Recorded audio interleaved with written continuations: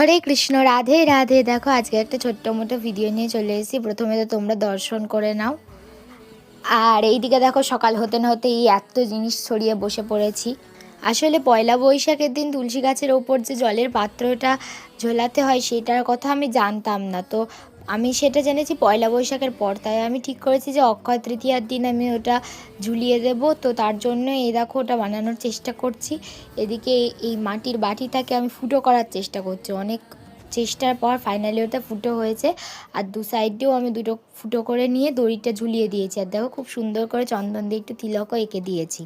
তোমরা সকলে জানাবে যে এইটা আমি কেমন বানিয়েছি, আর দেখি কে কে বলতে পারো এইটা আমি কি বানিয়েছি। আসলে এইটা যেহেতু প্রচণ্ড গরম পড়েছে ওই জন্য ঠাকুরকে আরামদায়ক কিছু সেবা দেবো বলে একটা মাটির বাড়ি বানানোর চেষ্টা করছি। এটার ফাইনাল লুক তো খুব তাড়াতাড়ি আসতে চলেছে।